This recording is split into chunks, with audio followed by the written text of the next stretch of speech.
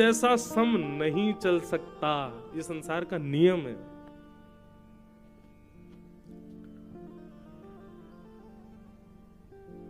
राजा परीक्षित के राज्यकाल का अगर आप लोग भाव सुन लेंगे ना तो कहेंगे ऐसा राजा तो कोई हुआ ही नहीं होगा।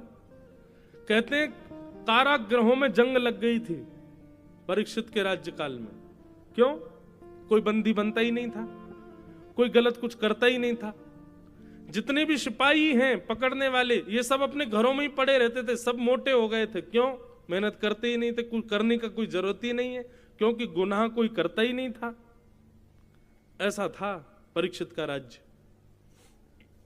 कोई हिंसा नहीं, कोई छल नहीं, कोई कपट नहीं, कोई दंभ नहीं, कहीं चोरी चकारी नहीं, कुछ भी गलत नहीं होता था परीक्षित के राज्यकाल में। और सब लोग बड़े प्रसन्न होते थे, वाह वाह वाह भैया, ऐसा राजा होना चाहिए, ऐसा युग होना चाहिए, ऐसा सब होना चाहिए।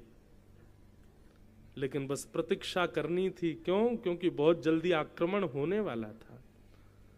और एक दिन आक्रमण हो गया। कैसे? राजा परीक्षित भ्रमण करते हुए वन में गए और वन में उन्होंने देखा कि एक वृषभ यानी कि बैल, उसके 3 पैर कटे हुए हैं, वो एक पैर पर खड़ा है और एक व्यक्ति उसके चौथे पैर को काट रहा है।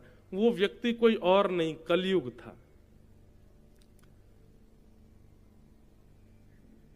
कलयुग को देख करके राजा परीक्षित ने तलवार निकाली, बोले मेरे राजपाट में हिंसा करने वाले तुम कौन हो? जैसे ही तलवार घुमाने लगे, परीक्षित जी के चरणों में कलयुग आ गया। बोले भगवान मुझे मत मारिए, मैं ब्रह्मा जी के द्वारा बनाया गया कलयुग हूं, मैं युग हूं। सतयुग के बाद त्रेता, त्रेता के बाद द्वापर, अब द्वापर चला गया, मेरी बारी आई है, मैं आ गया। बोले कब आए तुम? बोले जिस दिन भगवान श्री कृष्ण धराधाम से अपनी लीला पूरी करके गए, उसी क्षण मेरा जन्म हो गया था।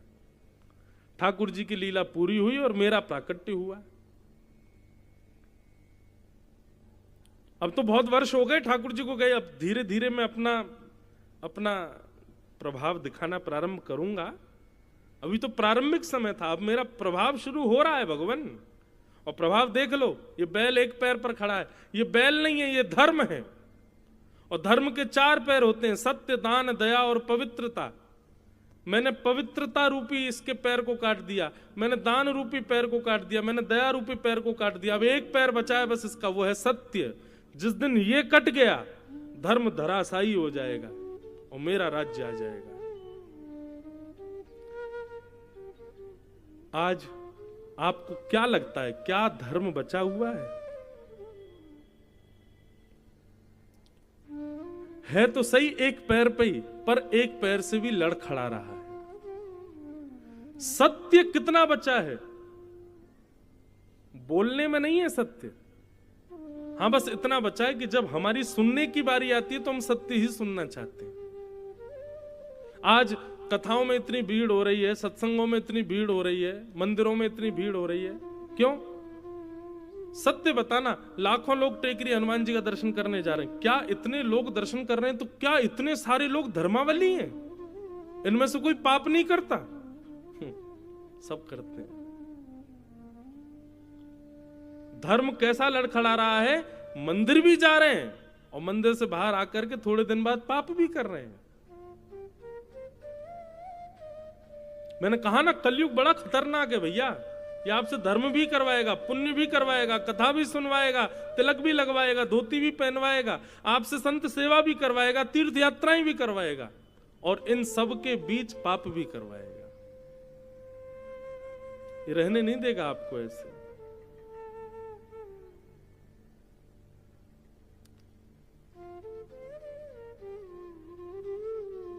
बस इसीलिए मैं बार बार कहता हूं, हम पे समय बहुत कम है।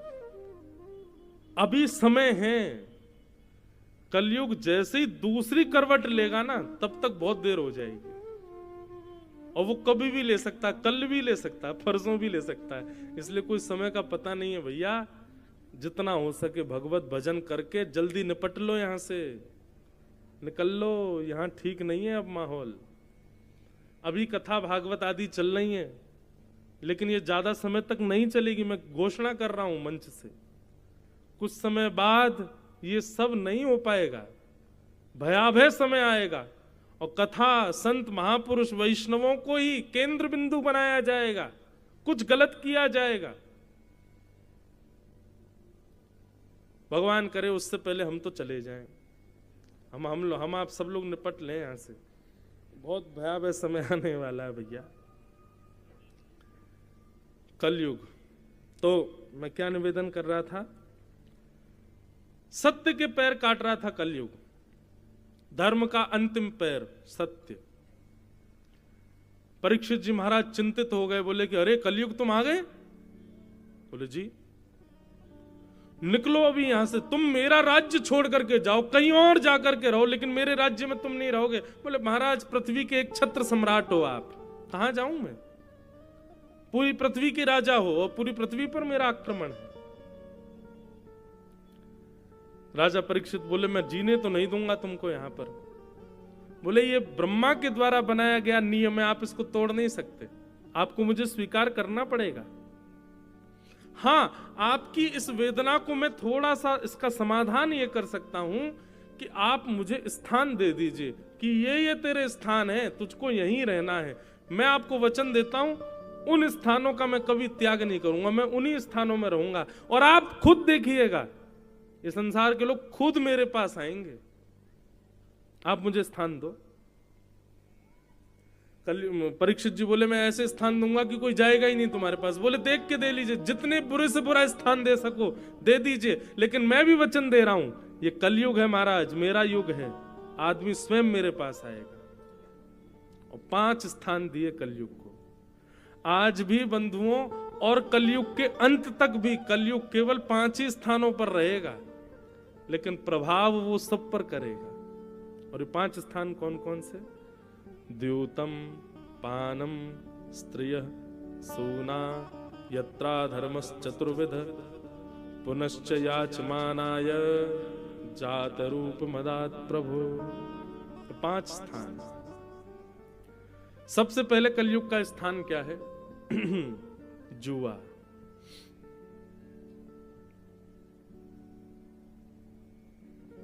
खेल कोई भी खराब नहीं होता, लेकिन उस खेल में प्रयोग किया गया धन और उसको बाजी लगा करके फिर खेला जाए, वो कलयुग है।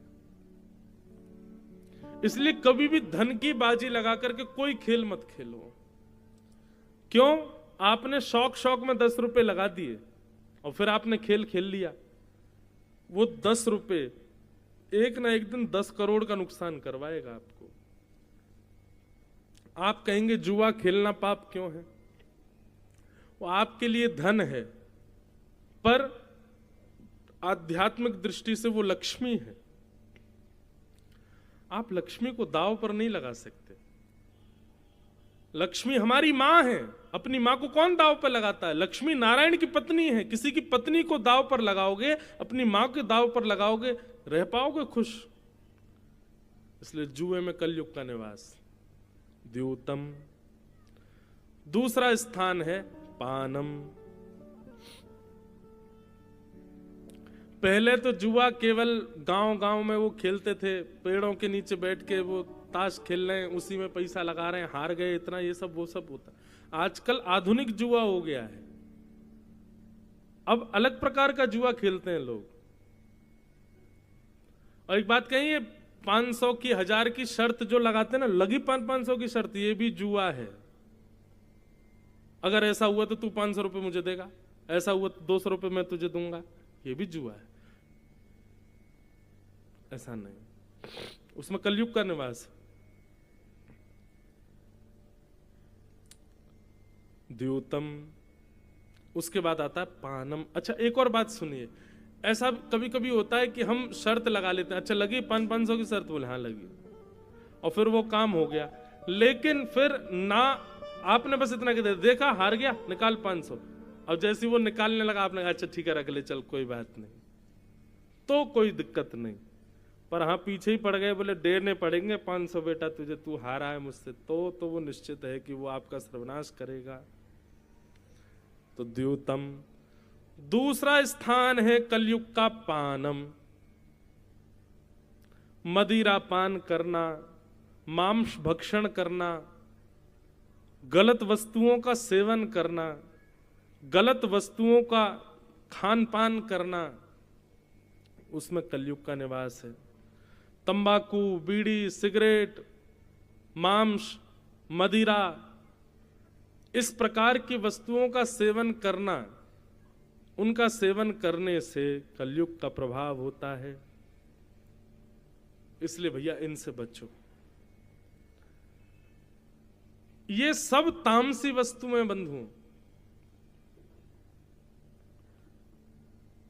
इनका सेवन नहीं करना चाहिए। तो द्योतम पानम, पानम के बाद आ गया स्त्रिय, पर स्त्री संग, पर पुरुष संग, विवाह के पश्चात अन्य के प्रति भाव प्रकट करना हृदय में, उसमें कलयुग का निवास है।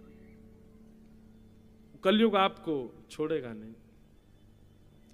तो द्योतम, पानम, स्त्रिय, और चौथा स्थान है कलयुग का सूना। सूना कहते हैं हिंसा को, कलेश को। अभी आप लोग कथा सुन रहे हो, कितने ध्यान से कथा सुन रहे हो। दो लोगों की लड़ाई शुरू हो जाए बाहर, हाथापाई शुरू, आधे से ज्यादा पंडाल बाहर तमाशा देखने जाएगा। सब देखने जाए क्या हुआ, कौन मरा, कौन पिटा, कौन किसके लग गई, क्या हो गया। क्यों? हमारी रुचि हिंसा में होती है। कथा करने के लिए पूरे नगर में होर्डिंग लगाने पड़ते हैं, तब जाके इतने लोग आते हैं। पर हिंसा, लड़ाई झगड़ा करने के लिए कोई प्रचार नहीं करना पड़ता। बस दो लोग चौराहे पर लड़ लो, अपने आप भीड़ आ जाएगी देखने, अपने आप लोग इकट्ठे हो जाते। एक व्यक्ति एक जगह मेरी कथा चल रही थी, वो बोले महाराज जी आप थोड़ी सी कथा जो है वो मधुर रस में ज्यादा कथा करते हो। मैं तो कैसे करूं? बोले वीर रस में किया करो, थोड़ी मार झाड़ हो, थोड़ी उसमें यूं उठा पटक हो रही हो, यूं बताए जा रहा हो ठाकुर जी ने उठा के फेंक दिया, महाराज उठा के ये मुष्टिक प्रहार कर दी। मैंने वाह भाई, ये भी कोई बात है? बोले महाराज जी थोड़ी ने तकड़ भगड़ हो तब तो आनंद आवे। हिंसा, इसमें कलयुग का निवास है। किसी व्यक्ति ने, आप जा रहे थे कुछ गलत बोल दिया, तो आप उसको लेट गो नहीं करोगे, ठीक है बोल दी क्या करना है चलो। नहीं, इसने बोली किसी घुमाओ बेटा बाइक, हाँ भाई 4 लोग लेके आ जल्दी। इसने बोली कैसे मुझसे ऐसी, और लिए पकड़ के महाराज अब उसको तूने इतनी बोली मैं तुझे इतनी बोलूंगा। इसको कहते हैं कलेश।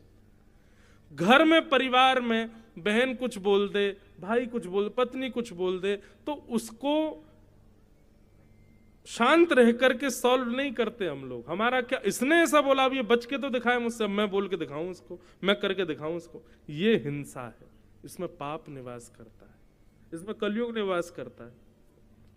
बंधुओं, ये कलयुग घरों में ऐसे ही आता है। किसी एक व्यक्ति का मूड खराब करके वो ऐसी कुछ बात बुलवा देगा कि बाकी लोगों का भी दिमाग खराब होता है, फिर एक दूसरे से लड़ाई झगड़ा कर करके सब कलेश करके खत्म कर देते हैं।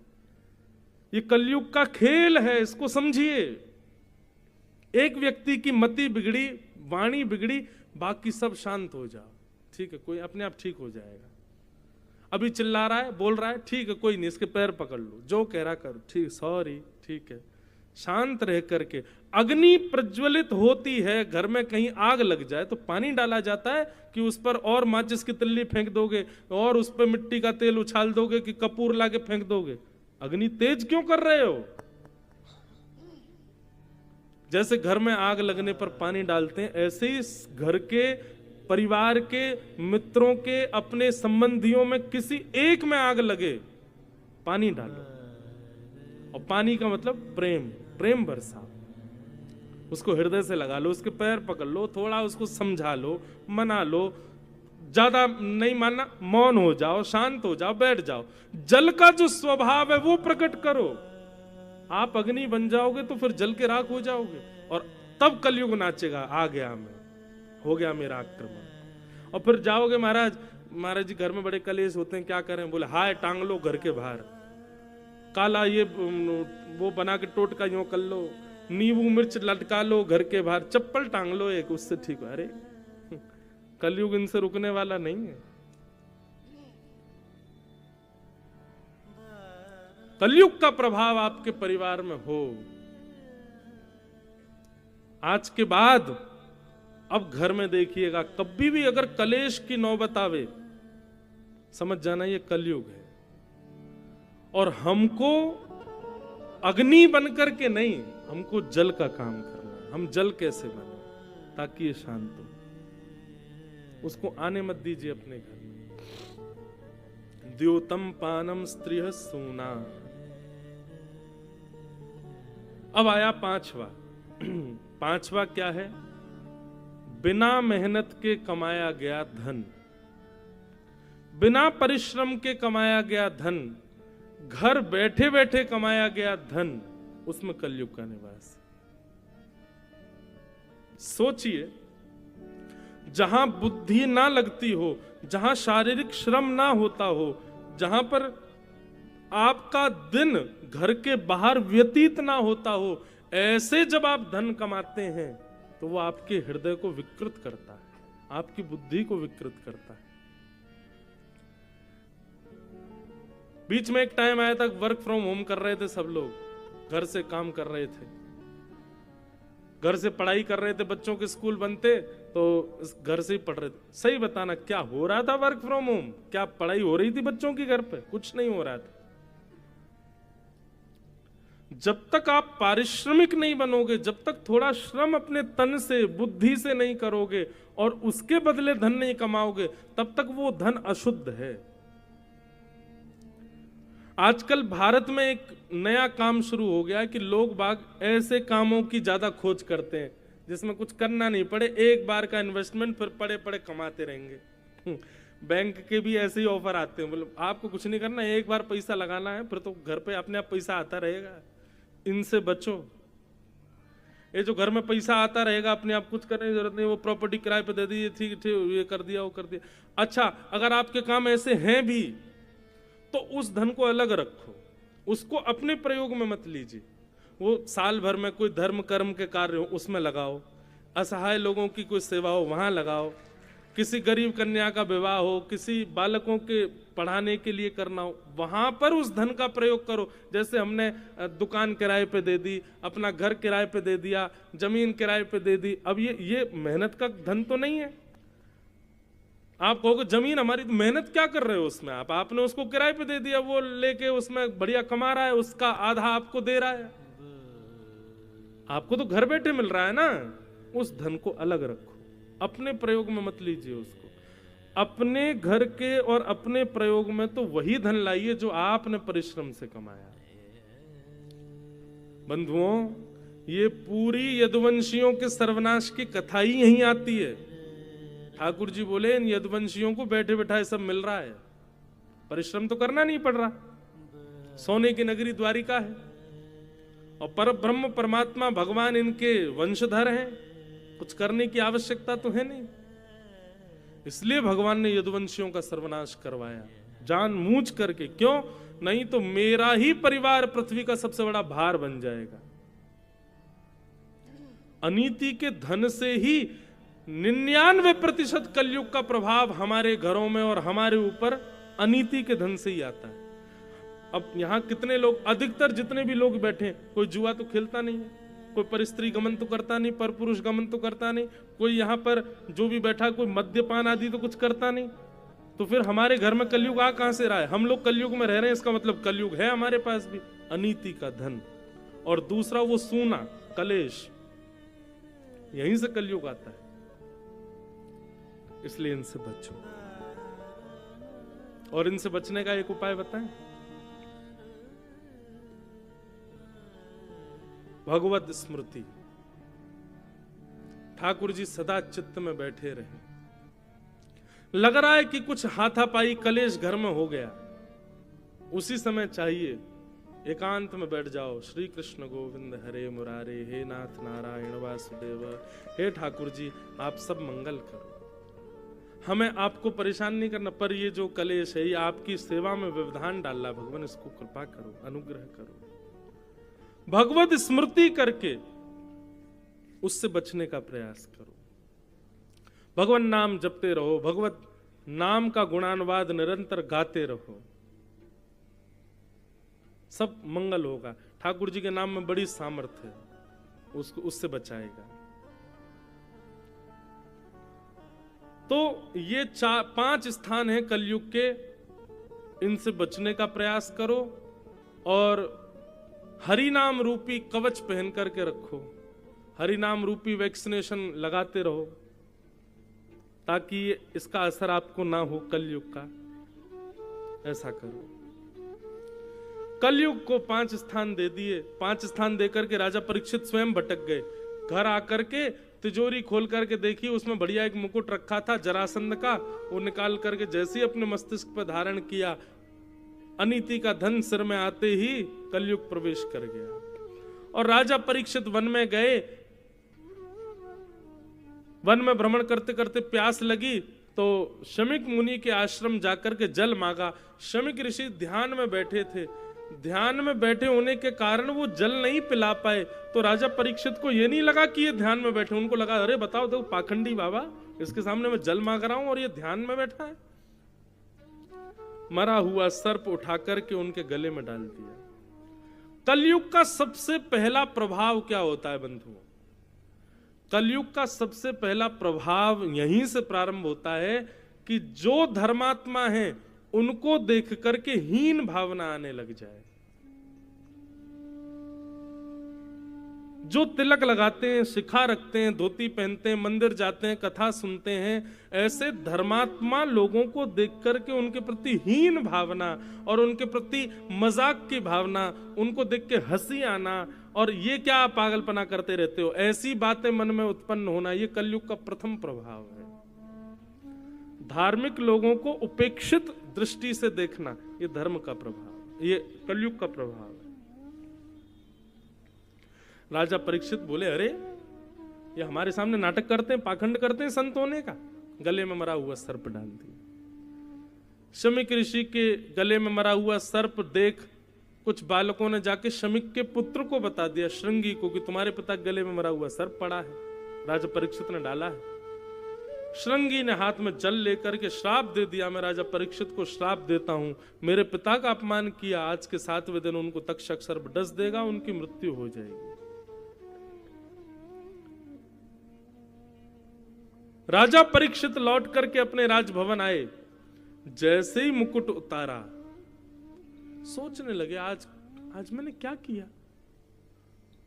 एक ध्यानस्थ बैठे हुए संत के गले में मरा हुआ सर्प डाल दिया मैंने, ये मैं कैसे कर सकता हूं? ये मेरा स्वरूप तो नहीं था, ये मेरा स्वभाव तो नहीं था। कभी बंधुओं जेल में जो कैद होते हैं ना, कैदी, उनसे पूछो कि यार तुमने ऐसा क्यों किया, तो वो यही कहेगा पता नहीं उस समय मेरी मति कैसे घूम गई, मैं कभी सोच भी नहीं सकता था कि मैं ऐसा करूंगा, पर पता नहीं मेरी बुद्धि को उस समय क्या हो गया। ये बुद्धि विकृत ही तो कलयुग करता है। कभी कभी आप क्रोध नहीं करते, लेकिन अचानक आपको क्रोध आया, आपने कुछ बहुत गलत बोल दिया, बाद में आपको फिर रिग्रेट, पता नहीं कैसे निकल गया मेरे मुख से ऐसा, मुझे गलती हो गई, क्षमा करो। ये जो प्रभाव बीच बीच में दिखते हैं ना, यही कलयुग है। कभी दूसरे के ऊपर आपको, आपके अंदर ईर्ष्या नहीं आती, लेकिन अचानक आ जाए, समझ जाना कलयुग है। कभी पर स्त्री पर पुरुष को देख करके कभी भाव नहीं आया, लेकिन अचानक आ गया, कलयुग है।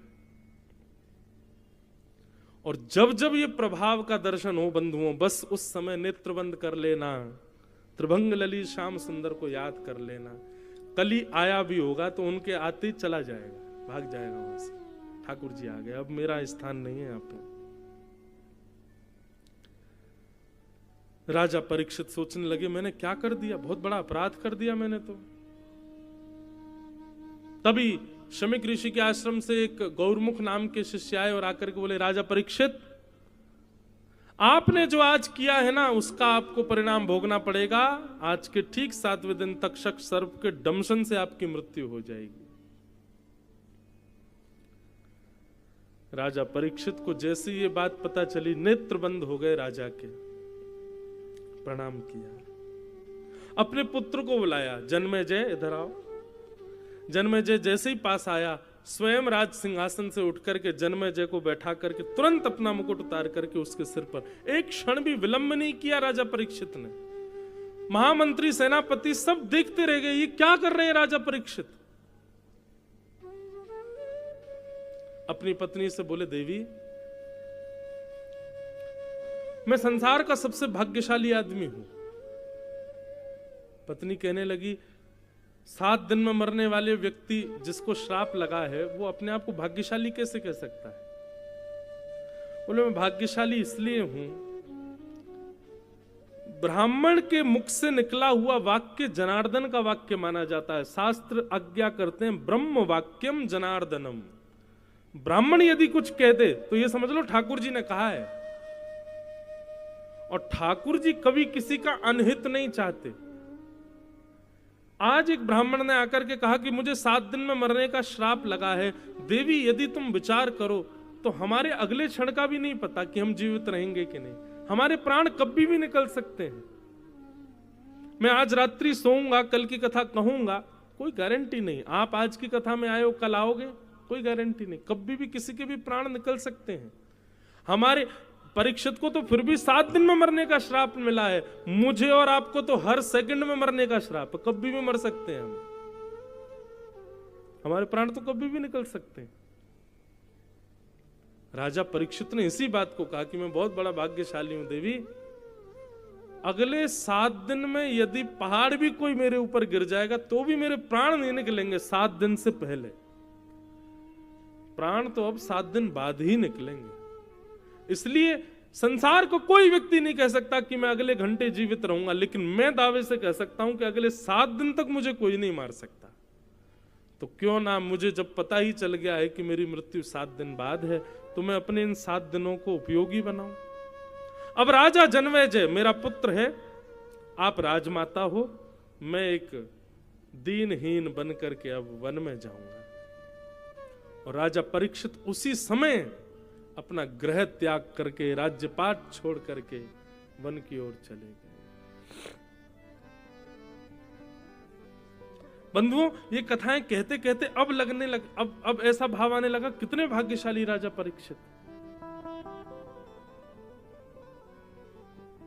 लेकिन भैया वही बात है, हम आप सब लोग राजा परीक्षित जैसे नहीं हो सकते। हमको अगर ज्योतिषी बता दे भैया अगले 7 दिन में तुम्हारी मृत्यु है, तो कहो तो 7 सेकंड में ही नहीं हमको अटैक आ जाए, बोलो हम मर जाएंगे, जाके पत्नी को सीधे हृदय से लगा लेगा, अरे देवी अब 7 ही दिन बच्चे में क्षमा कर देना, बच्चों को तुमको जो चाहिए खा लो भैया, वहां पैसा रखा उसको व्यवस्थित। हम इतने ज्यादा मतलब निकृष्ट हैं, इतने संसारी हैं, हमको अगर पता चल जाए कि हमारे पास इतना समय बचा है और इतनी देर में हमारी मृत्यु है, निश्चित है हम भजन नहीं स्वीकार करेंगे। सुन, बगल वाले अंकल है, उन पर 5 लाख रुपए मैंने दे रखे हैं उनको, 1 महीना से उनसे ले लियो, वहां पे इतनी प्रॉपर्टी है अपनी, उस पर ध्यान धर लियो, इतना पैसा बैंक अकाउंट में ले, सब 7 दिन के अंदर मैनेजर बैंक के सबसे मिलकर साइन वाइन बदलवा देंगे, सब बेटा तू संभाल, अब सब तेरा ही तो है, तुझे ही तो करना है। हम तब भी संसार को ही याद करेंगे। लेकिन राजा परीक्षित वन में चले गए और वन में जाकर के गंगा के तट पर जाकर के बैठ गए। अनंत ऋषि वहां बैठ करके भजन कर रहे थे। सबसे जाकर के राजा परीक्षित ने प्रणाम करते हुए कहा, मुझ पर समय ज्यादा अभिवादन करने का नहीं है, मैं सीधे प्रश्न कर रहा हूं कि हे भगवान, जिस व्यक्ति के जीवन के बहुत कम दिन बचे हों, केवल 7 ही दिन बचे हों, उसको मुक्ति कैसे मिलेगी? मुझे क्या करना चाहिए कि मुझे मुक्ति मिल जाए?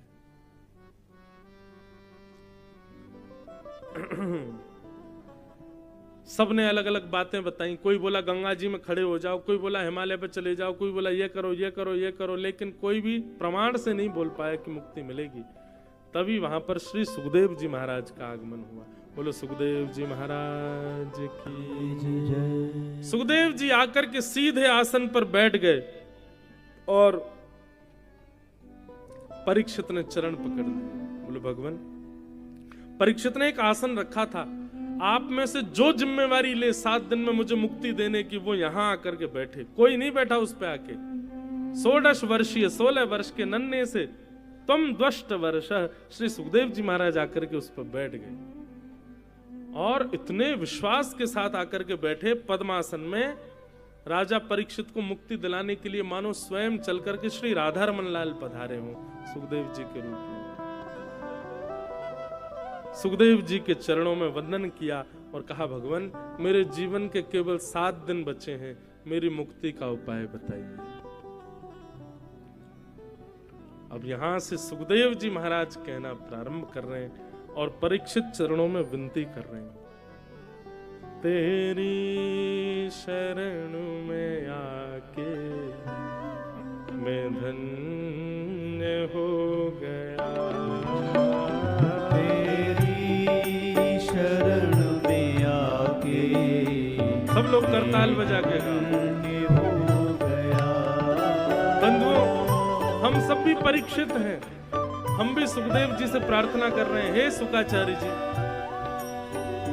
इतनी अल्प आयु में भगवत प्राप्ति का साधन आप ही हमको बता सकते हैं। हे भागवत जी, आप ही हमको आज्ञा करिए कि हम कैसे भगवत प्राप्ति करें। बंधुओं, आज 4 दिन हो गए कथा को, 4 दिन की कथा और शेष बची है। सब लोग भागवत जी से प्रार्थना करो, हे भागवत जी, हम बड़े भाग्यशाली हैं कि आप चल के हमारे नगर में पधारी हैं। आप आकर के ये सुंदर ज्ञान हमको प्रवाहित कर रही हैं, जिससे हमारा जीवन सुखद आनंदमय बनेगा। इसलिए सब लोग करताल बजा करके भागवत जी से प्रार्थना करते हुए गाओ, तेरी शरण में आके मैं धन्य हो गया, तेरी शरण में आके मैं धन्य हो गया। जन्मों की प्यास थी जो, की प्यास थी जो, जन्मों की प्यास थी जो, की प्यास थी जो, संपन्न हो गया, तेरी शरण में आके मैं धन्य हो गया। तेरी करताल बजा के गाओ, श्री राधा रमण लाल की, धन्य हो श्री टेकरी हनुमान जी महाराज की।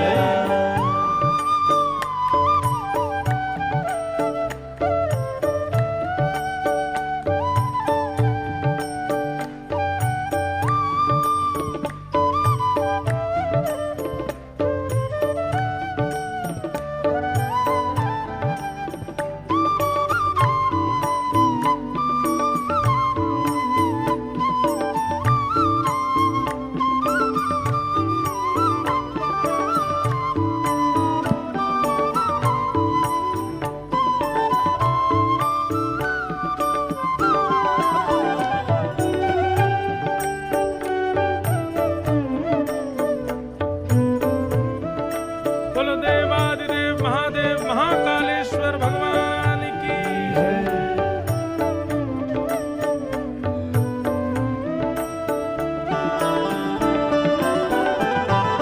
कितने मिले अमीर यहाँ, कितने गरीब हो, कितने मिले अमीर यहाँ, कितने गरीब।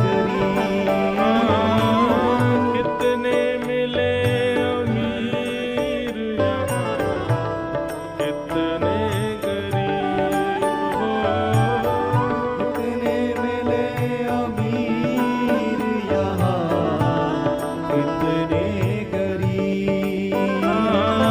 कितने मिले अमीर यहाँ, कितने गरीब हो, कितने मिले अमीर यहाँ, कितने गरीब। पर आप मिल गए तो, पर आप मिल गए तो, पर आप मिल गए तो, पर आप मिल गए तो, धनवान हो गया। पर आप मैं धनवान हो गया प्रभु, आपकी प्राप्ति कर गया। हो गया। तो पर आप मिल गए तो, धनवान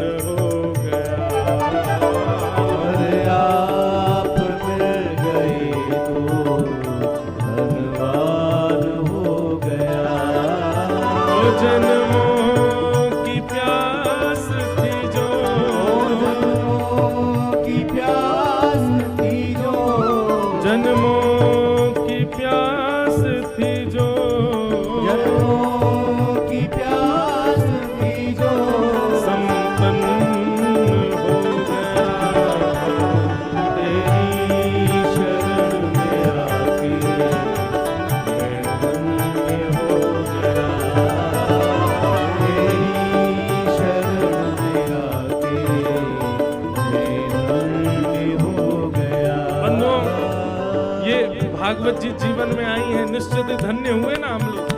कैसे सुंदर भाव, कैसी सुंदर लीला, कैसे सुंदर कथा, कैसे सुंदर मार्ग हमको प्राप्त होते हैं भागवत जी से।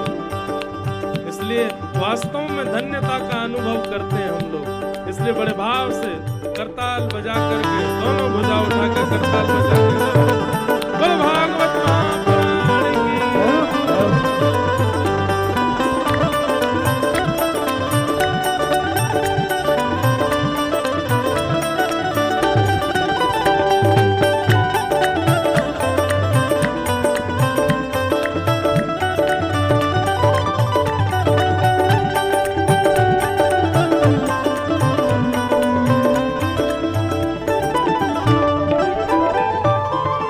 करना कभी ना दूर प्रभु चरणों से आप हो, करना कभी न दूर प्रभु चरणों से आप, करना कभी ना दूर प्रभु चरणों से आप हो, करना कभी न दूर प्रभु चरणों से आप, करना कभी ना दूर प्रभु चरणों से आप हो, करना कभी न दूर प्रभु चरणों से आप, चरणों के ही सहारे,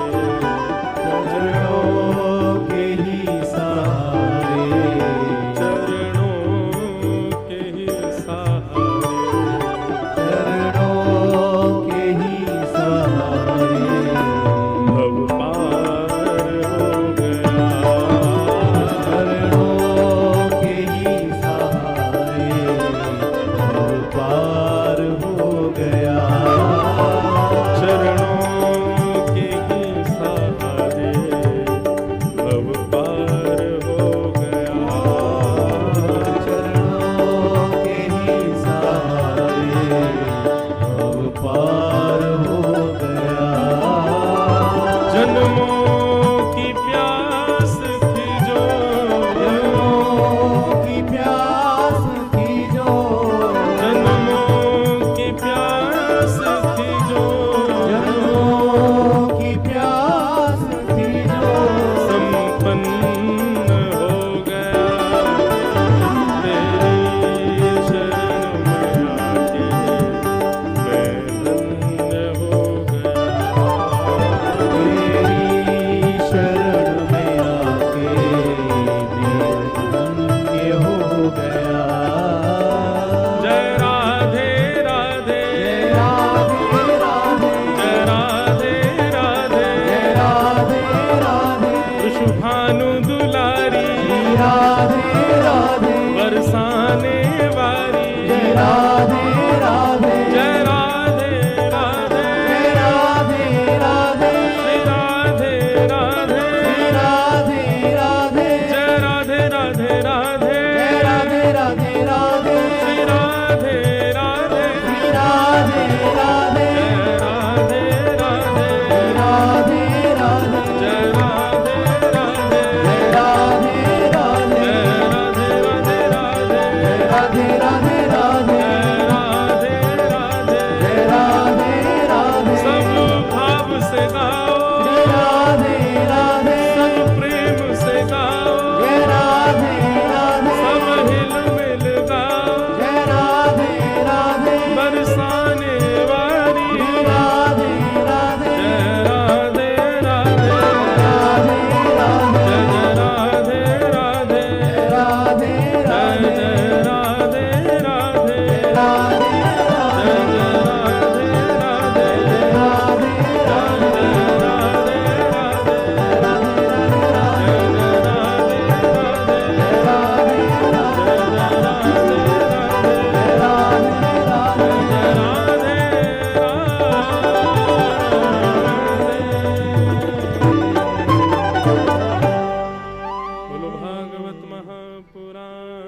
की जय। श्री सुखदेव जी महाराज की जय। श्री परीक्षित जी महाराज की जय।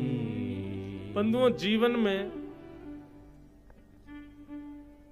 ठाकुर जी कहते हैं मैं मानव के ऊपर 3 कृपा करता हूं। जीव के ऊपर 3 कृपा करता हूं। बहुत ध्यान से सुनिएगा सब लोग। हम पे कौन सी हो गई है नेक्स्ट सुनो। ठाकुर जी कहते हैं सबसे पहली कृपा मेरी क्या है।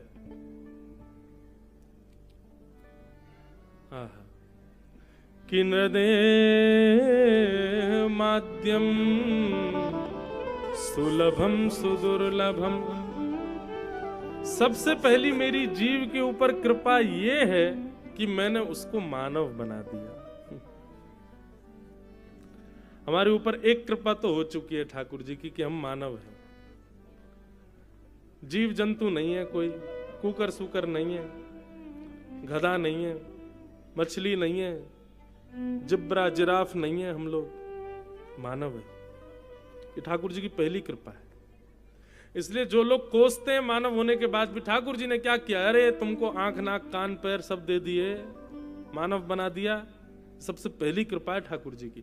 और भगवान ये बात आपको पता, मानव ये जो हम बैठे हैं ना, मानव ऐसे नहीं मिल जाते हैं। शास्त्रों में इसकी पूरी कथा बताई गई कैसे मिलता है।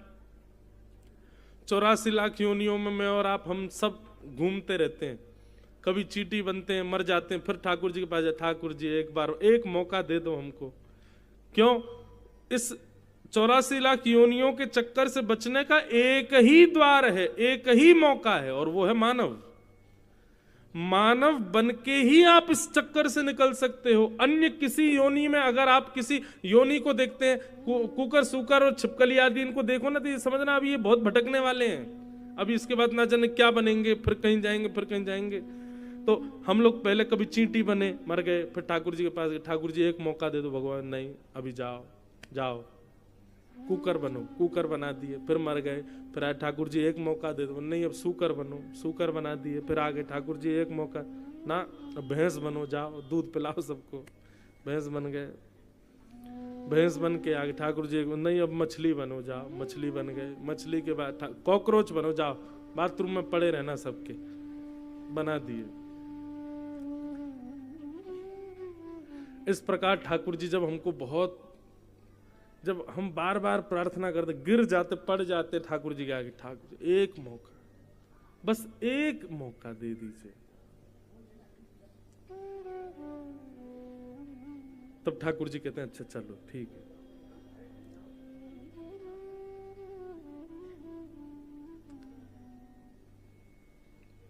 ठीक है, हम देखते हैं, आप लोग सब इधर देखो। क्या बता रहा था मैं? हाँ, तो फिर ठाकुर जी से हम कहते हैं ठाकुर जी एक मौका दे दो। मानव शरीर मौका है, इसका नाम ही मौका, निकलने का मौका यहां से।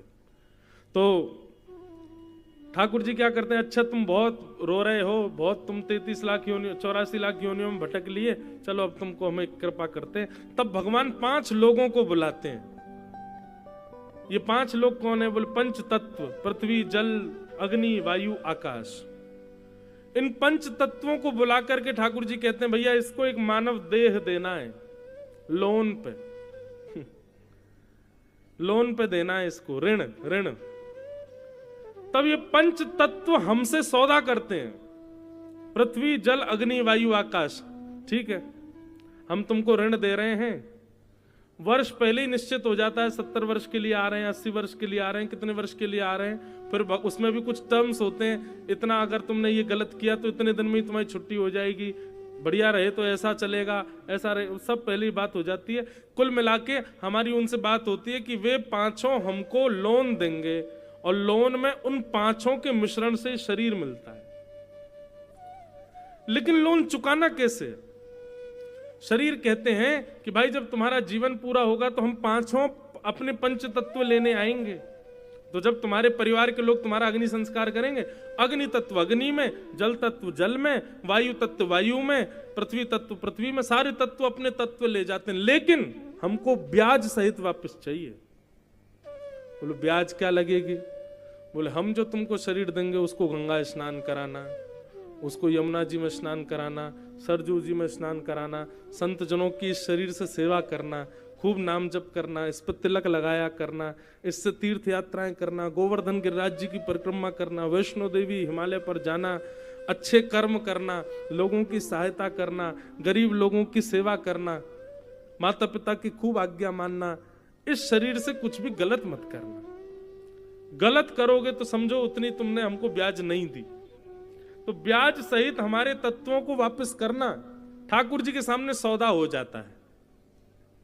ठाकुर जी कहते हैं भैया अब तुम्हारी बात हो गई, चलो तुम बहुत दिन से रो रहे थे, अब तुमको हम मानव बनाते। तब जाकर के ठाकुर जी हमको मानव बनाते। 7वें महीने जब माँ के गर्भ में होता है तब भी हमको याद होता है कि हम क्या क्या बात करके ठाकुर जी से आए और हम कहां कहां योनियों में घूम के आए। 9वां महीना प्रारंभ होते ही जैसे हमारे प्रकट का समय आता, हम खुश होने लग जाते, अब हमारा जन्म होगा। और जन्म लेते ही जब तक माता पिता भाई बंधुओं को नहीं पहचानते तब तक भी हमको सब याद रहता है, लेकिन जैसे ही ये माया अपना जाल डालना प्रारंभ करती है, ये माँ है, ये पिता है, ये भाई है, बंधु है, तुम्हारी इतनी संपत्ति है, तुम इतने पैसे वाले घर में हुए हो, तुम्हारा इतना सब कुछ है, ये भोग है, ये विलास है, इतने सारे संसार में ये सब, ओहो, इसकी चकाचौंध में इतने अंधे हो जाते हैं, भूल जाते सब ठाकुर जी। फिर ठाकुर जी बीच बीच में आपके पास पत्र भिजवाते हैं। किस रूप में? जैसे गुना में कथा हो रही है, ये ठाकुर जी ने एक पत्र भेजा, बोले बेटा समझ जाओ, तुमको मानव बना के भेजा हमने, हैं कथा में जाओ सुनो व्यास जी से, क्यों आए हो तुम पृथ्वी पर। लेकिन बाहर से ही बोर्ड देख करके चले जाता है, अरे कहा भीतर बैठे 3 घंटा क्या करना है हमको। ठाकुर जी एक नहीं अनेक बार आपको मैसेज भिजवाते हैं, कथाओं के द्वारा, सत्संग के द्वारा, संत जनों के द्वारा, कि भैया तुम क्यों आए हो पृथ्वी पर, समझ जाओ। जैसे बैंक वाले लोन लेने के लिए फोन करते बार बार, हे भाई तुम्हारा लोन कब चुका रहे हो, तुम कब पूरा कर रहे हो, ब्याज ब्याज। तो ऐसे ठाकुर जी बीच बीच में कथा बताएं के द्वारा भेजते रहते हैं। तब भी नहीं मानता वो व्यक्ति और दूषित क्रिया करते हुए जैसे ही प्राण त्यागता है, तब पंच तत्व उसके सामने खड़े हो जाते हैं और कहते हैं भाई तुमने हमारी पंच तत्व तो वापस किए, लेकिन तुमने तो और अपवित्र करके वापस किया, इससे खूब मदिरा पान करी तुमने, हैं तुमने परिस्त्री संग किया, इतने दूषित काम किए, लोगों के पैसा मारे, छल किया, कपट किया, दंभ किया, लोभ किया। तब ये पंच तत्व भगवान से शिकायत करते हैं कि इसको ठाकुर जी ऐसी यातना देना, ऐसी यातना देना कि जीवन भर याद रखे। भगवान कहते हैं यातना देना हमारा काम नहीं, सौदा हमने कराया, अब जाओ, यमराज हैं, आदि हैं, इनसे जिससे तुमको यातना दिलवानी हो। तो पंच तत्व गले में फांसी लिए घूमे रहते हैं, हम सब जगह भुगवाते हैं, इतने साल नरक में रहेंगे, इतने साल वहां जाएंगे, ये करेंगे। इस तरीके से हमारा जीवन चलता है। तो भैया भगवान की सबसे बड़ी कृपा क्या है कि हम मानव हैं, और उसमें भी उससे बड़ी कृपा क्या है कि हम ठीक ठाक हैं, आंखें हैं, नाक है, जीभ है, कान है, हाथ है, पैर है, कोई शिकायत करने को लिए नहीं है कि भाई हम पे ये कमी है। ठीक है, कमी हो भी तो ठाकुर जी उतना लोन कम कर देंगे,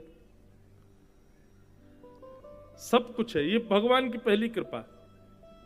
दूसरी कृपा क्या है कि नदेह माध्यम सुलभम सुदुर्लभम।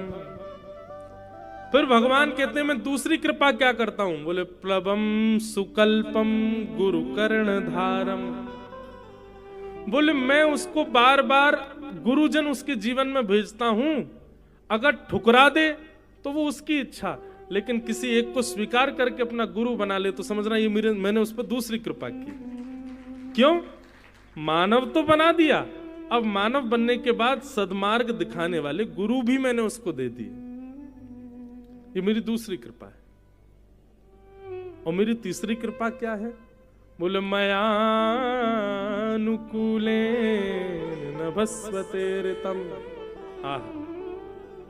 तीसरी कृपा भगवान बता रहे हैं कि उसके हृदय में भक्ति प्रकट हो जाए और वो अपनी अनुकूलता से रहना बंद कर दे, मेरी अनुकूलता से रहने लग जाए। जो मैंने गीता में बताया, जो मैंने रामायण में बताया, जो भागवत में, महाभारत में मेरे उपदेश हैं, उन उपदेशों को सुन करके मेरी अनुकूलताओं से अपना जीवन निर्वहन करने लग जाए। भगवान कहते हैं ये तीसरी कृपा है मेरी उसके ऊपर। ये 3 कृपा ठाकुर जी करते हैं। तो पहली कृपा तो साक्षात है कि हम सब मानव हैं, तो पहली कृपा तो हम पे हो चुकी है। अब ये 2 कृपाएं हम करवाना चाहते हैं कि नहीं, ये हम देख लें जीवन में। गुरु मैं फिर कहूंगा बंधु, गुरु का मतलब दीक्षा लेना नहीं होता, दिशा लेना होता है।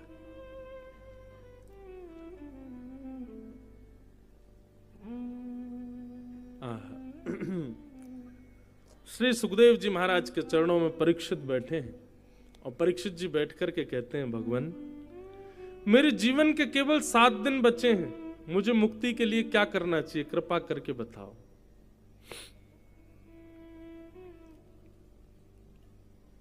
सुखदेव जी महाराज 1 मिनट के लिए मौन रहते हैं और 1 मिनट विचार करके सीधे बोलना प्रारंभ करते हैं। और यहां से सुखदेव जी की वाणी प्रारंभ होती है कि वरीयाने शते प्रश्न कृतो लोक हितम नृप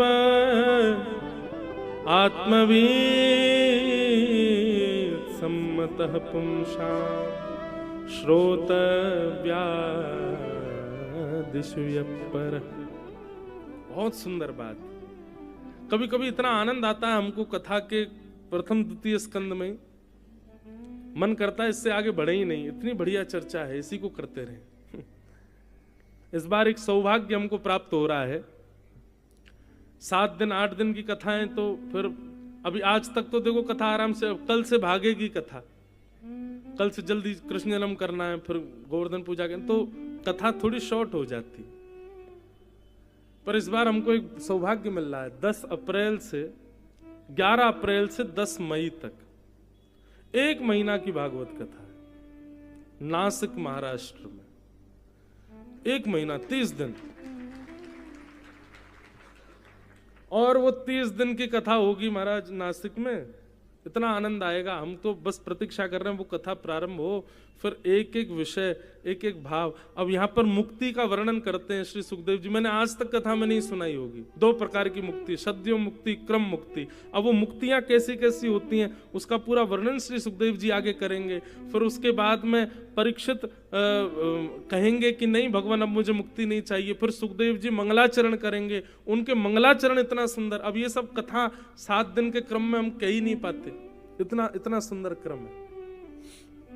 तो ये सौभाग्य मिलेगा, आप सब लोग तो भक्तिपथ यूट्यूब चैनल पे ही सुन लेना। रोज 4 घंटे कथा, 4 घंटा रोज और 30 दिन तक। क्या कहें महाराज, 5 दिन का तो नंदोत्सव है वहां पे। 5 दिन तक नंदोत्सव ही चलता रहेगा। रोज सुबेरे कथा प्रारंभी नंद घर आनंद भयो जय कन्हैया, यहीं से प्रारंभ होगा। और फिर उसमें और विस्तृत भाव कि नंदोत्सव कैसा मन रहा है और ब्रज में क्या हो रहा है, ब्रजवासी सब क्या कर रहे हैं, उसका हर दिन अलग अलग भाव आएगा। 3 दिन की गोवर्धन लीला, 3 दिन तक ठाकुर जी के गोवर्धन उत्सव का ही वर्णन।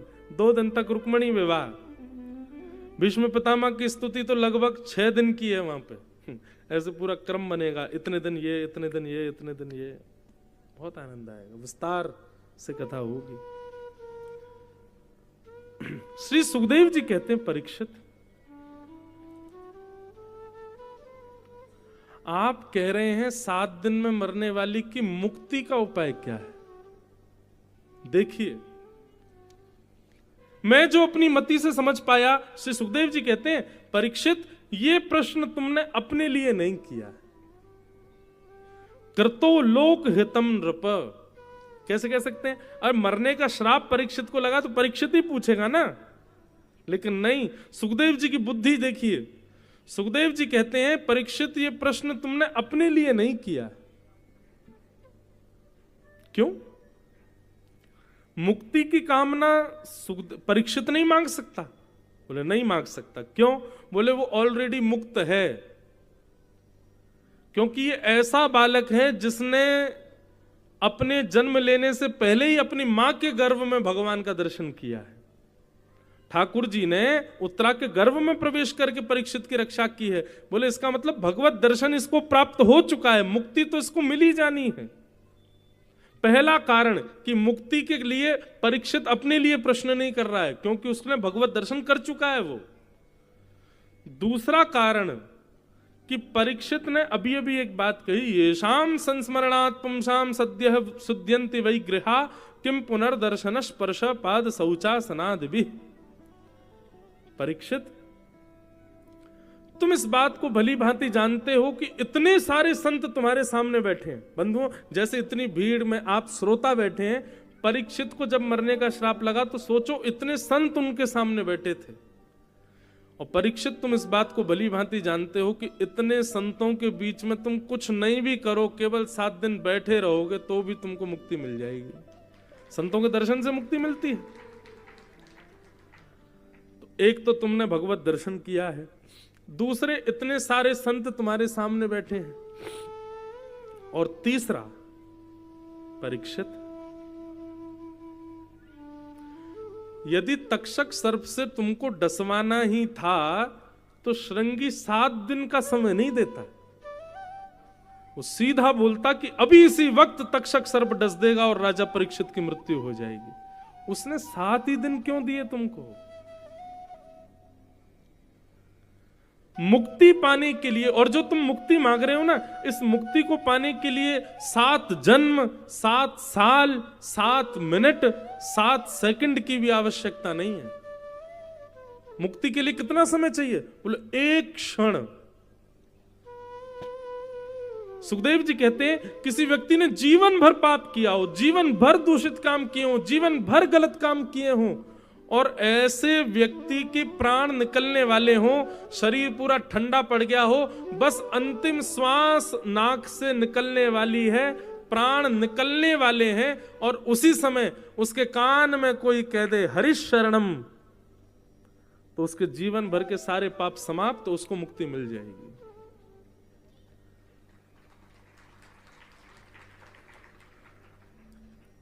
ताली बजाई, अच्छी बात है, लेकिन बात तो सुनो पूरी।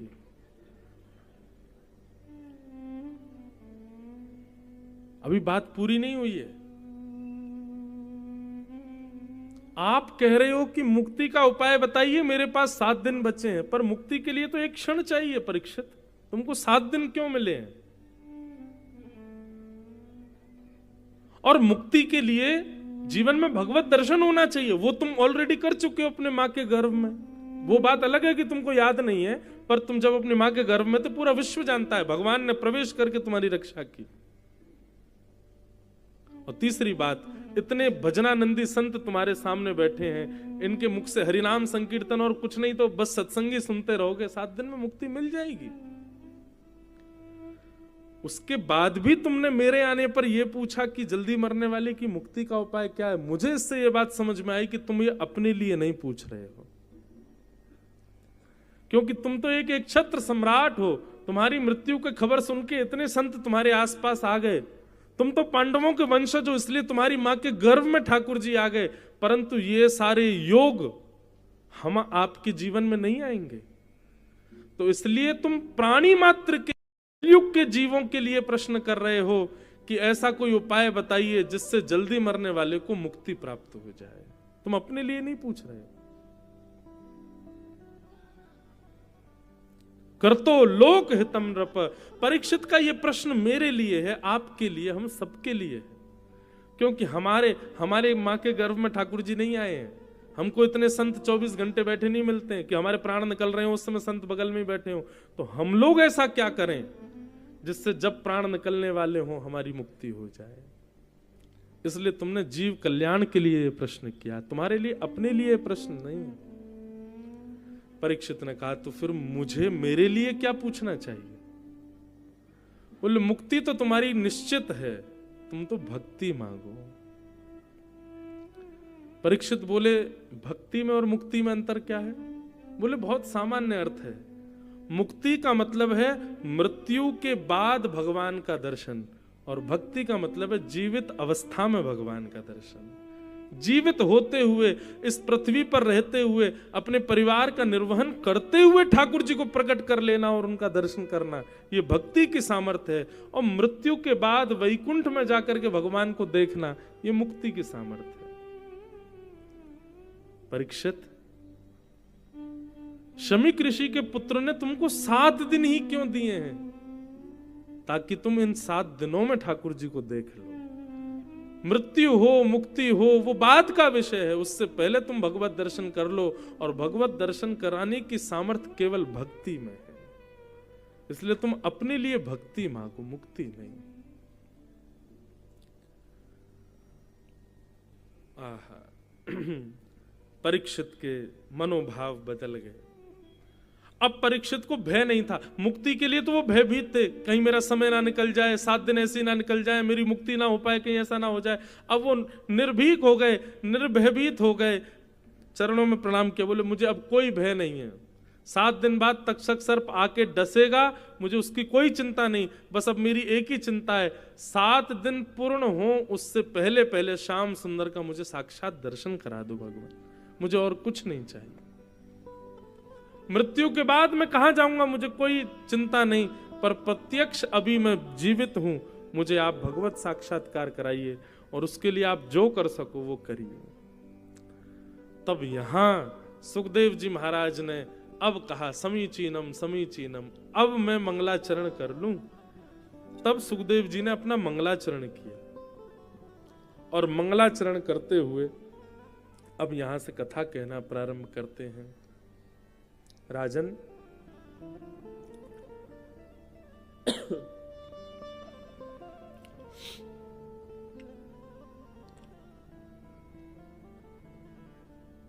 सृष्टि का प्रसंग मैं तुम्हें पहले सुनाता हूं। ये पृथ्वी कैसे बनती है, कैसे इस पर सबका निर्माण होता है, किस प्रकार इसका पूरा संचालन होता है, इसके बारे में हम बताते हैं। तब पूरी सृष्टि का रूप बताते हुए कहा कि भगवान की नाभि से कमल उत्पन्न, कमल पर ब्रह्मा जी उत्पन्न हुए। ब्रह्मा जी ने भगवान से पूछा भगवान क्या करूं? बोले तप करो, तप करके अब क्या करूं? बोले सृष्टि करो। कैसी सृष्टि करूं? जो कर्म भी करे और भजन भी करे, ऐसी सृष्टि बनाओ। तब ब्रह्मा जी ने पृथ्वी पर सबसे पहले उद्भिद बनाए, मतलब पेड़ पौधे, इनको बनाया, लेकिन ये कर्म करते हैं, भजन नहीं करते। उसके बाद स्वेदज बनाए, इनकी गंदगी से होने वाले कीड़े मकोड़े बनाए, लेकिन वे भी कर्म करते हैं, भजन नहीं करते। फिर अंडज बनाए, अंडे से उत्पन्न होने वाले जीव बनाए। भागवत में वर्णन है, पहले अंडा बनाया, फिर उसके बाद ये सब अंडज बने। तो पहले पृथ्वी पर अंडे आए थे, अंडज बनाए, ये भी कर्म करते हैं, भजन नहीं करते। उसके बाद जरायुज बनाए, जरा में लिपट करके होने वाले सारे जीव जंतु बना दिए, ये भी कर्म करते हैं, भजन नहीं करते। तब भगवान ने चतुश्लोकी भागवत का पुरुषण करने की आज्ञा की। 1.25 लाख का पुरुषण श्री ब्रह्मा जी ने भागवत जी के चतुश्लोकों का किया, और तत्पश्चात जब रचना की तब मानव को बनाया, तब मानव की रचना हुई। और मानव को बनाते ही भगवान ने वो दिया मानव को जो किसी को नहीं दिया, बुद्धि। सबसे पहले मानव सनक सनंदन सनातन सनत कुमार, ये 4 बने, लेकिन ये चारों भगवान की पदवी को प्राप्त हो गए, इसलिए भगवान के प्रथम अवतार माने गए, इनको मानव नहीं माना गया। उसके बाद ब्रह्मा जी ने 10 मानस पुत्र बनाए, उनमें एक नारद जी थे, इनको बनाया, ये भी सब भजन के लिए चले गए। ब्रह्मा जी बोले पहले सृष्टि कर रहा था सब कर्म करने वाले, अब सब हो रहे हैं भजन करने वाले। तब ब्रह्मा जी की ललाट से देवादिदेव महादेव शंकर भगवान प्रकट हो गए। बोलो महाकाल भगवान की जय। ब्रह्मा जी के ललाट से उत्पन्न हुए हैं महादेव। जैसे ही महादेव प्रकट हुए, प्रकट होते ही ब्रह्मा जी ने कहा चलो, अब इस नाते से तो पिता लगते हैं ब्रह्मा जी शंकर जी के, कहां चले पिताजी? बोले कि पिता की गद्दी संभालो, मैं सृष्टि करता हूं, दुनिया बनाता हूं, तुम भी मेरे साथ दुनिया बनाओ। शंकर जी बोले हम तो भजन करने आए हैं, सृष्टि वृष्टि हमसे मत करवाओ, हम तो ध्यान करने के लिए आए हैं भगवान, ये सृष्टि वृष्टि आप ही करो। लेकिन शंकर जी को तभी मन में भाव आया कि पिता की आज्ञा अगर नहीं मानी जाएगी तो हम कुपात्र बालक हो जाएंगे। 4 प्रकार की संतान होती हैं। उत्तमः चिंतितः कुर्यात्, प्रोतत्कारी तु मध्यमः, अधमो अश्रद्धया कुर्यात्। उत्तम संतान किसको कहते हैं? जो माता पिता के चेहरे के आव भाव से ही समझ जाए कि वो क्या चाहते हैं और उसको कर दे, वो उत्तम बालक। मध्यम बालक उसको कहा गया जो आज्ञा का पालन करे, आज्ञा हो तब उसको क्रियान्वित करे, आव भाव से ना समझ पाए। अधम बालक किसको कहा गया? आज्ञा का पालन तो करता है लेकिन 100 सुनाता है माँ को, 100 सुनाता है पिताजी को। पूरे दिन पीछे पड़ी रहती हो, दुकान चला जा, ये कर ले, पढ़ ले, ये कर ले। ठीक पढ़ तो रहा हूं मैं, कर तो रहा हूं मैं, ऐसे कर करके जो बालक आज्ञा का पालन करते हैं। आप सबकी चेहरे की हंसी बता रही है कि लगभग ये वाले बालकों की मात्रा ज्यादा है। और चौथे होते हैं चांडाल। अब समझ जाओ चौथे कैसे होते होंगे। बोलते रहो कोई फर्क ही नहीं पड़ रहा है, मां पीट दे कोई फर्क नहीं, पिताजी डांट दें, घर से निकाल तो भी कोई फर्क नहीं, अपने जैसे हैं अपने राम वैसे रहेंगे हम, तो हमें कोई फर्क नहीं पड़ता। इनको चांडाल बालक कहा। तो शंकर जी बोले भैया देखो, प्रथम उत्तम बालक तो हम नहीं बन पाए, पिता की आज्ञा का पालन करने से पहले ही कर देते, अब कम से कम हम मध्यम बालक तो बन जाएं। तब शंकर जी बोले ठीक है पिताजी, हम भी सृष्टि करेंगे, चलो क्या करना है? बोले संसार बनाओ, मानव बनाओ, कुछ दिन हम आराम पे जा रहे हैं, तुम संसार बनाओ। शंकर जी बोले ठीक है। लिए त्रिशूल आ गए महाराज पृथ्वी पर। शंकर जी को डायग्राम दिया था ब्रह्मा जी ने, बोले ऐसे बनाने मानव, 2 आंख, 1 नाक, 1 मुख, 2 कान, 2 हाथ, पैर, बुद्धि। शंकर जी ने डायग्राम तो बहा दिया गंगा जी में, बोले जे तो ओल्ड हो गया, अब हम नया बनाएंगे। को मुखहीन, बिना मुंह वाले आदमी बना दिए। और विपुल मुख काहू, किसी के खूब सारे सिर बना दिए, और सिर लिए ही घूम रहा अपने। शंकर जी बोले हाँ जी अब बढ़िया लग रहे हैं। विन पग चले ही, बिना पैर के चलने वाले, रेंगने वाले मानव बना दिए, और किसी के बहुत सारे पैर बना दिए। अच्छा ये मानव जीता कैसे? बोले अन्न से जीता है। बोले नहीं, इसका उल्टा कर दो, अब ये सब कैसे भी जी जा। बोले कैसे? बोले पेड़ खा करके जी लेगा, तेल पी के जिएगा, अलग अलग आहार बना दिए मानवों के। इतनी विचित्र सृष्टि बना दी महाराज। एक रावण का श्लोक है, मैंने गाया, खूब लोग उसको सुनते हैं। अभी भी मैं महाकाल गया, वहां पे पुजारी जी बोले एक बार सुना दो। ये श्लोक रावण ने इसी भाव पर लिखा कि मेरे गुरुदेव महादेव ने सृष्टि कैसी की थी। तब रावण कहता है कि मेरे महादेव के द्वारा की गई सृष्टि के लोगों के स्वर कैसे थे, वो बोलते कैसे थे। तो कहता है यस्यास्त्रे ड्राट ड्राट डुट डुट मम लम टम टम टम टम टम डम शम डुडम शम डुहि डुहि चकितम भूपके भूपनालम तैलम तैलम तो तैलम खुकु खुकु खुकु ख्वांग खुख्वांग ख्वांग खुख्वांग ख्वांग ध्यायन्ते यस्य गान्ते वसति च सकलम पातु नो चंद्रचूड़। रावण के द्वारा रचित श्लोक है। और किस भाव में? कि मेरे महादेव की सृष्टि कैसी है। किसी के पेट में ही सिर है, किसी के मुंह पे केवल आंख ही आंख है, किसी के हाथ नीचे पैर ऊपर हैं। ऐसी विचित्र सृष्टि बना दी। और महादेव बड़े प्रसन्न हो रहे हैं देख करके, वाह कितनी सुंदर लग रही है। पिताजी ने एक जैसे बना दी, तो मैंने अलग अलग बना दिए सब। महाराज अब तो शंकर जी का टेक्नोलॉजी और हाई करने लगे। अब तो ऐसी कर दी कि मुख से आग निकलने लगी मानवों के। अब वो मुंह खोले आग से पूरी धरती जला दे, कोई मुख से मुंह खोले तो बर्फ निकाल के सबको जमा दे। ऐसी सृष्टि तब जब पहुंच गए, बस अब होने ही वाला था, प्रलय का समय आने वाला था। इतने में ब्रह्मा जी की आंख खुली। ब्रह्मा जी बोले देखें सृष्टि कैसी चल रही है। नीचे आकर के देखा तो ऐसे मानव क्यों ब्रह्मा जी को ही मारने भागे। शंकर जी के पास गए, अलम प्रजा भी, तुम्हारे हाथ जोड़ रहे हैं, बस करो, बस अब इसको सब यहीं रोक दो, नहीं अब नहीं करनी सृष्टि। महादेव बोले पिताजी हम तो साधक हैं, हम ठाकुर जी का चिंतन करने के लिए आए हैं। हमको ये सृष्टि वृष्टि का काम मत दीजिए आप। हम तो निरंतर ध्यान में रहने के लिए आए हैं, राघवेंद्र सरकार के, हमारे माधव की मधुर लीलाओं के। ये सृष्टि का काम हमसे नहीं हो पाएगा, लेकिन हां, संहार करना हो तो हमको याद कीजिएगा। एक भ्रगुटी टेढ़ी करेंगे, पूरी पृथ्वी पर प्रलय हो जाएगा। उसके लिए आप हमको बुला लेना, लेकिन तब तक के लिए आप कृपा करके हमको भजन के लिए जाने दो। हम सृष्टि करने के लिए नहीं बने हैं। शंकर जी बोले, ब्रह्मा जी बोले, ठीक है, अब सब भजन करने वाले हो जाओगे, सृष्टि करेगा कौन? बोले वो आप देख लेना, पर हमको भजन करने दो। तब ब्रह्मा जी से शंकर जी ने कहा, हमको एक स्थान दे दो। बोले उत्तर में चले जाओ, ये जो पर्वत है कैलाश, ये आपका निवास, आपका लोक है, वो शिव लोक। और सुनो, ये जितने तुमने बनाए भूत प्रेत पिशाचनी डाकनी, इनको सबको संग लेके जाओ अपने। ये जितने तुमने जीव मानव बनाए, इनको, ये मानव नहीं है, ये भूत हैं, ये इनको संग ले जाओ अपने। महादेव अपनी समस्त सृष्टि को लेकर के कैलाश पर विराजमान हो गए। बोलो देवादिदेव महादेव शंकर भगवान की। नमः पार्वती पतये हर हर महादेव। देखो, अपने प्रिय महादेव के दिन ही राघवेंद्र सरकार मंदिर में विराजमान हुए। कल सोमवार था और कल ही हमारे ठाकुर जी विराजमान हुए।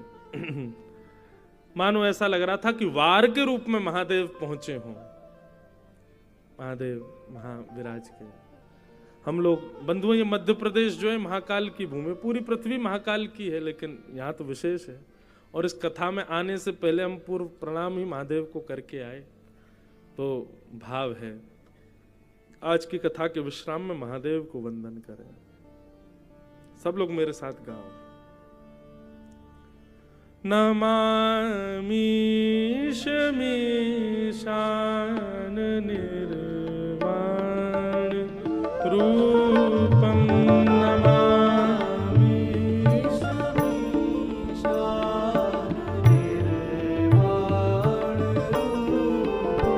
और आपको जानकर के आश्चर्य होगा, जब हम गुना के लिए आ रहे थे तो महाकाल दर्शन करने के लिए जब गए तो वहां ऐसी लीला हुई। एक तो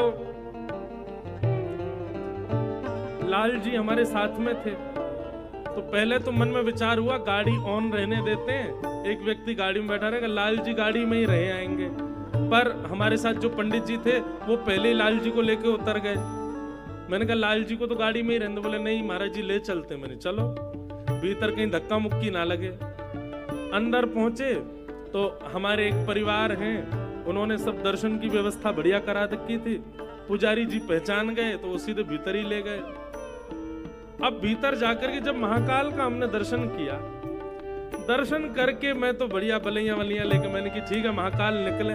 जैसे ही हम जाने लगे तो पुजारी जी अपने आप आए, हमारे ठाकुर जी की झांपी जी देख के बोले ये क्या है? मैंने कहा ये शंकर जी पर चढ़ाने की कोई सामग्री नहीं है, हमारे ठाकुर जी हैं। वो तो सीधे मांगने लगे। मैंने की कहीं ये प्रसाद समझ के चढ़ा नहीं दे ठाकुर जी को। मैंने की नहीं नहीं इसमें हमारे ठाकुर जी हैं, इनको मतलब नहीं नहीं निकालो इनको। अब हमको ठाकुर जी निकालने में बड़ा भय लगता है, छोटे से ठाकुर जी हैं, उनके आंख नाक सब एक हो जाएंगे ऐसी किसी ने पकड़ लिया तो। बड़ा डर डर के मैंने महाराज वो जैसे ही झांपी खोली, पुजारी जी ने पूछा भी नहीं उठाने के, सीधे एक हाथ से ठाकुर जी उठाए। अब तो मैंने कि भैया लाल जी बस सही सलामत आ जाना, और सीधे गए महादेव की इतनी मोटी माला, और माला के ऊपर ही ले जाकर के लाल जी बैठा दिए महादेव के बिल्कुल गोद में। हमारे ठाकुर जी बैठ गए। मानो ऐसा लग रहा था कि लाल जी अपना उत्सव मना करके आए और श्री महाकाल भगवान ने उनको अपनी गोद में बैठा लिया, गोद में ले लिया। देख करके नेत्र सजल हो गए। हमारे लाल जी पूरे नहा गए। इतनी सर्दी में द्वारिका में भी हमने उनका अभिषेक नहीं किया। मैंने सर्दी का समय हमारे वृंदावन में अभिषेक कम होता है ठाकुर जी का, पर वो पुजारी जी ने बिना विचार किए वहीं जल डाला महादेव पे। पूरे हरि और हर दोनों एक संग नहा रहे थे। जय हो, आनंद हो गए। अब लाल जी तो ठिठर गए ठंड में, लेके हमने बढ़िया उनको कंबल अम्बल उड़ा के लिटा दिए। ठाकुर जी बोले मैं अकेला ठिठरूंगा, काम नहीं बनेगा। तो वो जो मोटी माला कम से कम 2-2.5 किलो की होगी और उसमें 1-8 किलो पानी था, पंडित जी लाए, ला करके सीधे मुझे पहना दी। मैं भी भीग गया पूरा ऊपर से नीचे तक, और मेरे हाथ पांव कांपे ठंड के मारे। मैंने कहा लाल जी आज तो अद्भुत लीला करी आपने। ऐसे हमारे महादेव हैं, ठाकुर जी से बहुत प्रेम करते हैं महादेव। सब लोग महादेव को चित्त में विराजमान करके गाओ। नमामि शमीशान निर्वाण रूपम, नमामि शमीशान निर्वाण रूपम, विभुं व्यापकं ब्रह्म वेदस्वरूपं, विभुं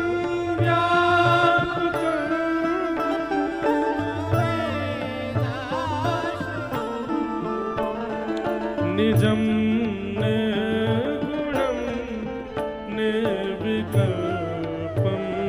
निरीहं, निजं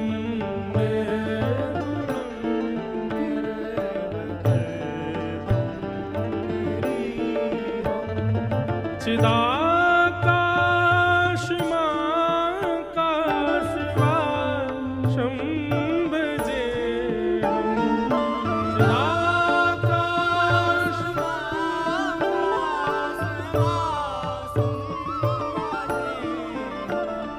नमामि शमीशान निर्वाण रूपं,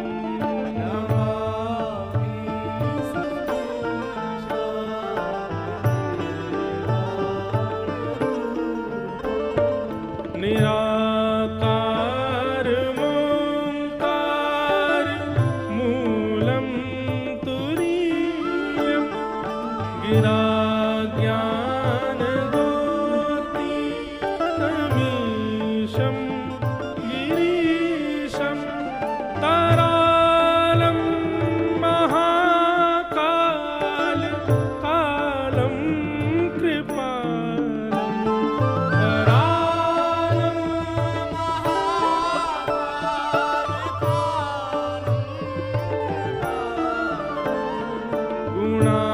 गुणागार संसार पारं नतोऽहं, गुणागार संसार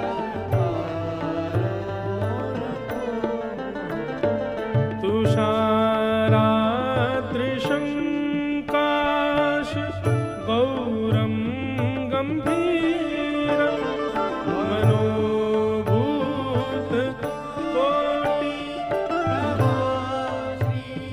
शरीरं, स्फुरन्मौलिकल्लोलिनी चारुगङ्गा,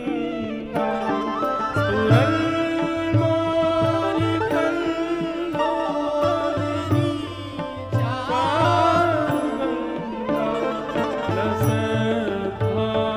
रसभालबाले कंठे भुजङ्गा,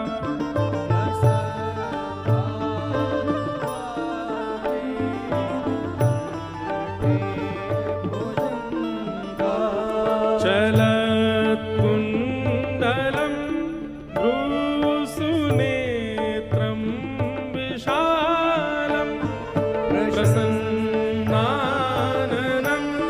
नीलकण्ठं दयालं, मृगाधीश चर्माम्बरं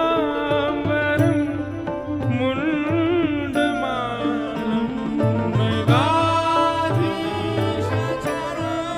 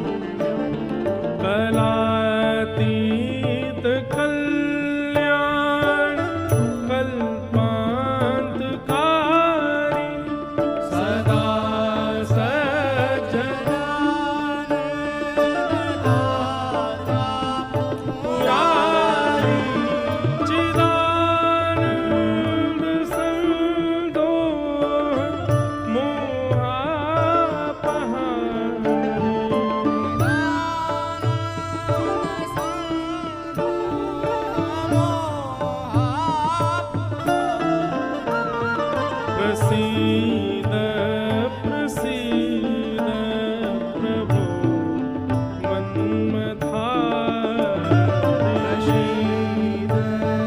प्रसीद प्रभो मन्मथारी। न यावदुमाना कृपादार विन्दं भजन्ति हलोके परे वानराः। न तावत् सुखं शान्ति संतापना।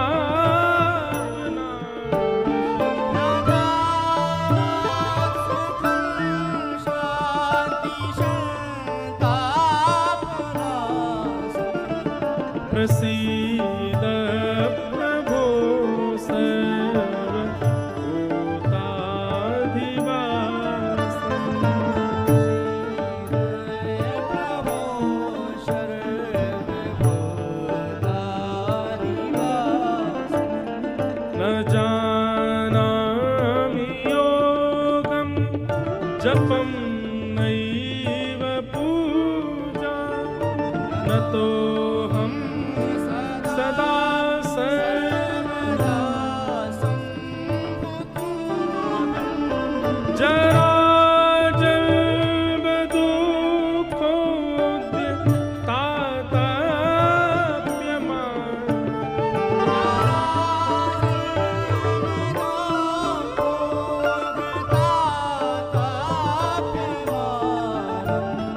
प्रभो पाहि आपन् नमामीश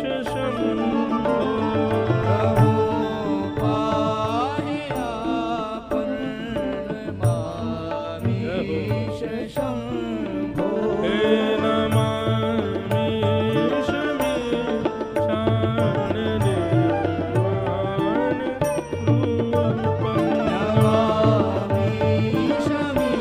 मीशान निर्वाण रूपम्। विभुव्यापकं ब्रह्मवेदस्वरूपम्।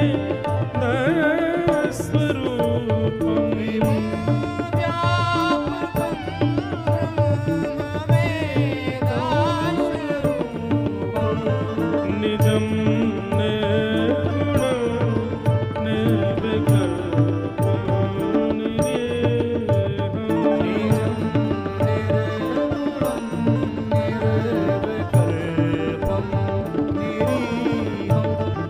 चिदाकाशमाकाशवासं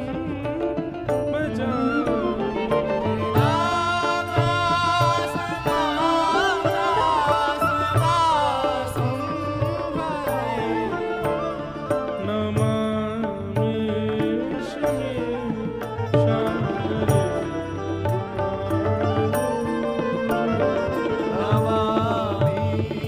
मीशान। नमः पार्वती पतये हर हर महादेव।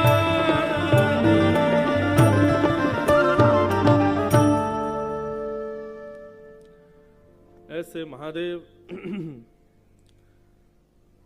सृष्टि के प्रारंभ में पधारे और ब्रह्मा जी को सुख देकर के फिर वहाँ से प्रस्थान कर गए। ऐसे महादेव की पावन नगरी ये मध्य प्रदेश है, जहाँ हम विराज करके महाकाल को ये कथा श्रवण करा रहे हैं। कल कथा का विश्राम दिवस और नहीं, कल कथा का पंचम दिवस और कल कथा में कृष्ण जन्मोत्सव होगा।